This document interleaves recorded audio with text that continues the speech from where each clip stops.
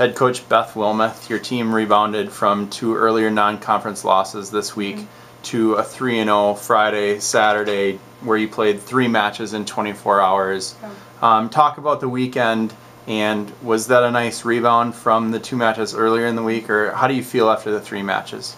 Yeah, I think it was just good to finally play at home. I mean, it's been since our first conference or our first tournament season opener that we've been at home, so almost a month now. And it was just good to play on our main court in front of our fans, and to be able to not struggle so much with communication things. Everything just flowed a little bit better.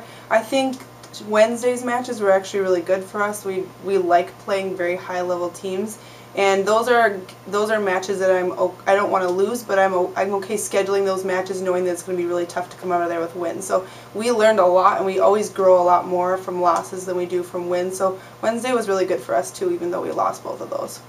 How much weight, I know you intentionally schedule them, is it necessarily for preparation for a conference tournament, for conference play, for, dare I say, NCAA tournament? What's the general purpose behind the scheduling of a top 10 team in St. Thomas? Yeah, well, we know with St. Thomas that before they've been one of the hosts for the NCAA regional tournament, and so it's good for us to get to play on their court. It's good for us to see a team that's been to the Elite Eight the last 2 years in a row. It's good for us to play a team like Eau Claire, even though we played them earlier this season.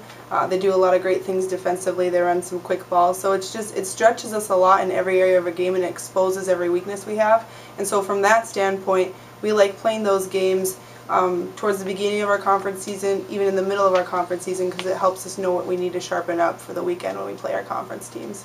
Let's go back to this 24-hour period a little bit where you went 3-0. Your top 3 hitters were all new on this year's team. How does that characterize where you're at as a team, and how do you feel as far as your team goes, where you're at, not only chemistry, but are you where you want to be? I think one of the things that we're doing a really good job of is running a very balanced offense, and I do think it speaks to a lot of great things that are happening on our team this season, that we do have some new players that are stepping up and filling some big roles for us offensively. Our passers have done a good job, and we've got new people in there in the serve-receive scheme. Chris is doing a good job distributing the ball, so we've seen some really good things there. As far as being where we're at, one of the things I like is that we haven't peaked yet. I feel like last year at this time we'd already peaked. We played our best match of the season. I think that our best matches of the season are yet to come. You have 9 players who have played a significant amount of time this year. Is that what you expected coming in? Is that what you expect going on in the future?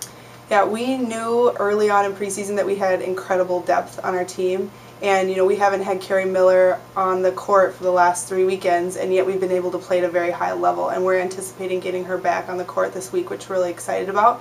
At the same time, we've had some players that, while she's been gone, have done a great job, and that just gives us a lot of options, a lot of different ways that we can adjust our lineup, and I think it'll make us better come postseason as well. Real quick, you've got 3 big matches this coming week, including a non-conference against Carleton on Tuesday, and then you've got Morrison Crown next weekend. What do you want to work on in practice before those matches? Yeah, we've watched a little bit of film on Carleton, not yet because we've been so focused on our UMAC games this weekend. But there's some things that we need to do in terms of what we do defensively. Carleton's got a couple players that we're going to have a hard time defending if we don't sharpen that up in practice on Monday. And then overall, I think we just want to keep working on playing consistently. I mean, that's how it is for every team in volleyball. There's ups and downs. We just want to make ourselves as consistent as possible.